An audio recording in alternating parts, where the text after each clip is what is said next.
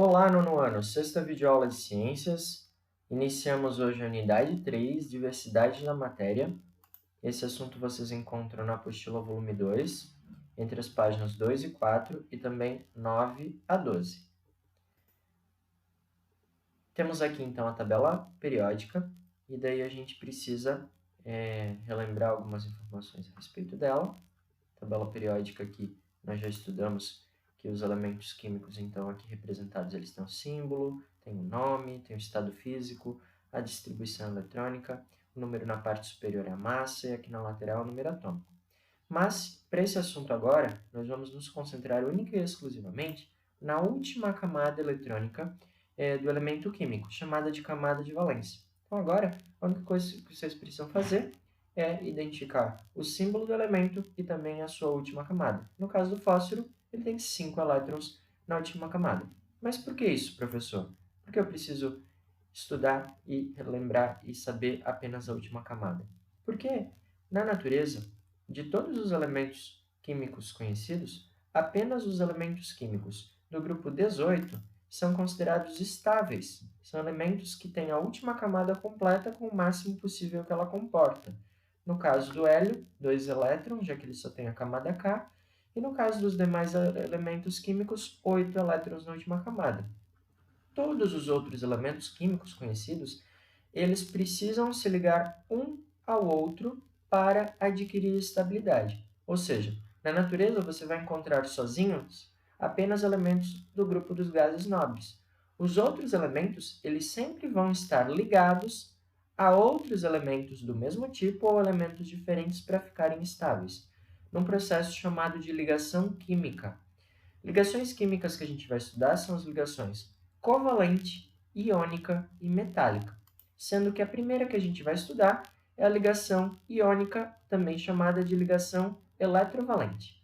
O que é esse processo?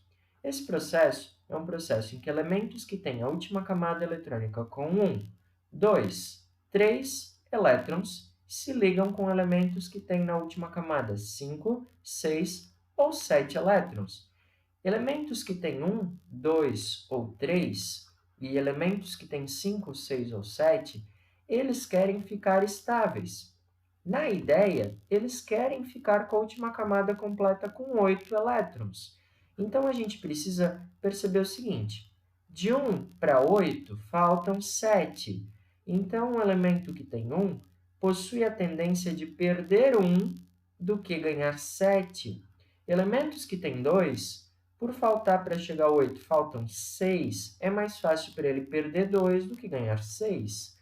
Elementos que têm 3, é mais fácil perder 3 do que ganhar 5.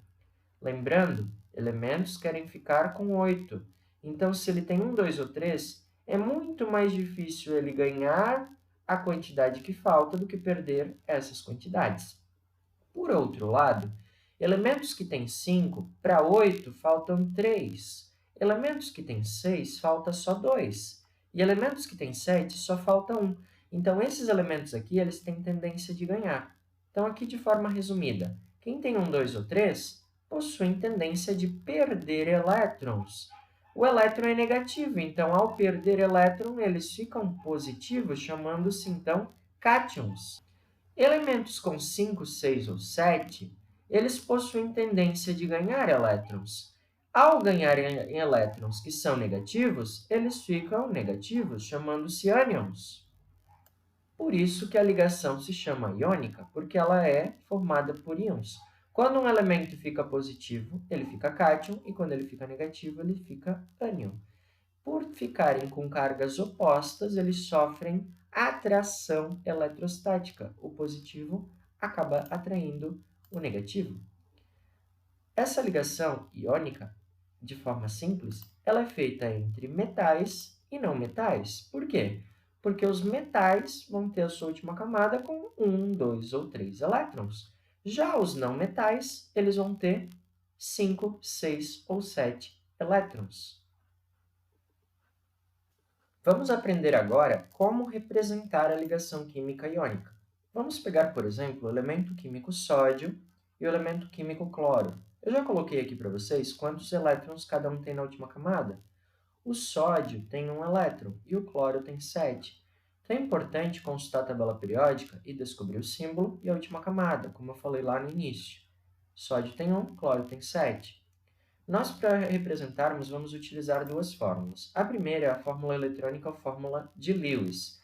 Nessa fórmula, nós escrevemos o símbolo do elemento químico e desenhamos uma bolinha ou qualquer outro desenho ao redor dele para indicar a quantidade de elétrons. Então, no caso do sódio, ele tem 1 elétron, eu desenho uma bolinha. No caso do cloro, ele tem 7, eu desenhei 7 bolinhas. Poderiam ser asteriscos, coraçõezinhos ou qualquer outro símbolo que você preferir. Bolinha mais simples. Então, nesse processo, a gente aprendeu anteriormente que quem tem 1, 2 ou 3 perde elétrons para quem tem 5, 6 ou 7. Então, para representar isso, depois de desenhar essas bolinhas aqui, que representam os elétrons, a gente faz uma flecha. Essa flecha indica que esse elétron foi perdido para o outro. O sódio perdeu 1 e o cloro ganhou 1. O cloro, que tinha 7, agora tem 8 elétrons. Essa é a ligação química que forma o sal de cozinha, o cloreto de sódio, NaCl.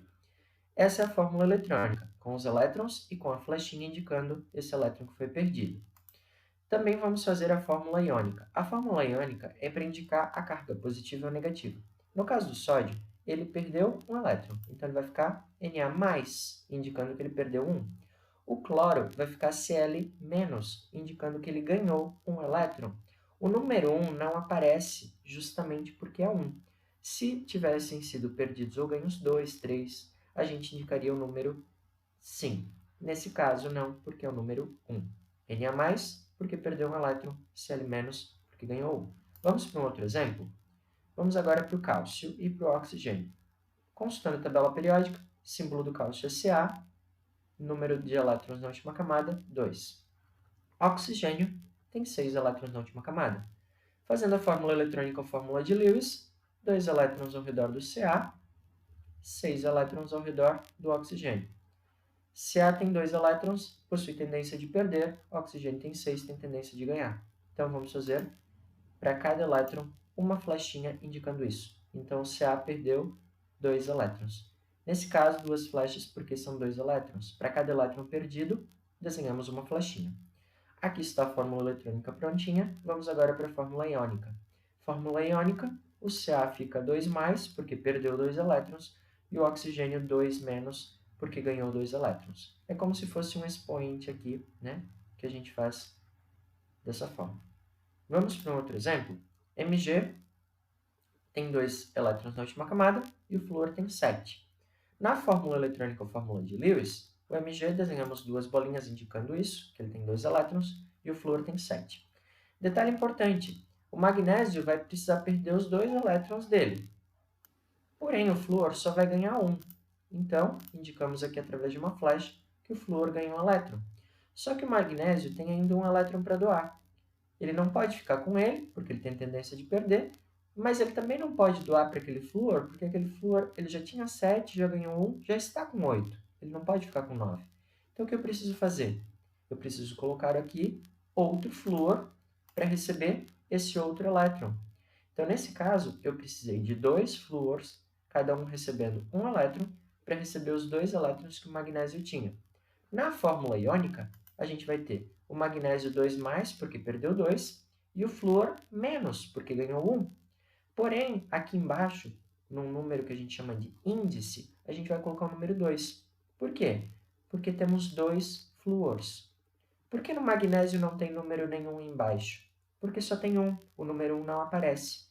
Então, se eu tiver mais do que um elemento químico desenhado na fórmula eletrônica, eu preciso colocar um número aqui embaixo, que se chama índice, indicando a quantidade desse elemento. No caso do flúor, 2 flúors, cada flúor ganhou um elétron, por isso que o expoente aqui em cima é apenas 1. Para compreender um pouquinho melhor isso, fica como exercício para vocês fazerem, e a gente faz a correção na nossa próxima aula, entre as ligações entre alumínio e oxigênio, entre potássio e cloro, entre lítio e enxofre. Vocês devem consultar a tabela periódica, identificar quantos elétrons cada um tem na última camada e fazer as fórmulas eletrônica e de Lewis e também iônica de cada um deles, conforme vocês viram na aula de hoje. Então, aqui, entre alumínio e oxigênio, fazer as duas fórmulas, entre potássio e cloro, as duas fórmulas, e também entre o lítio e o enxofre. Qualquer coisa, consulte novamente a aula, veja lá na apostila, é bem simples de fazer. Não esqueça, apenas a última camada eletrônica, desenha os elétrons, indica as flechinhas, quem está ganhando, quem está perdendo. A flecha é sempre do que tem menos para o que tem mais. Obrigado, a gente se vê na quarta-feira. Abraço!